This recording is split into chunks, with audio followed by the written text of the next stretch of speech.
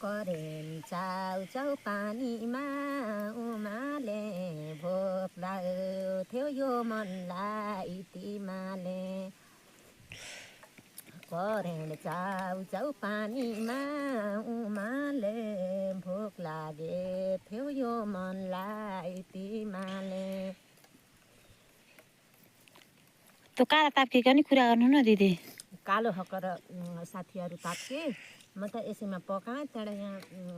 दिदीहरूलाई पनि दिएँ त्यहाँबाट कटौरा त थियो सानो पोलो र त्यहाँदेखि यसैमा खानलाई हो के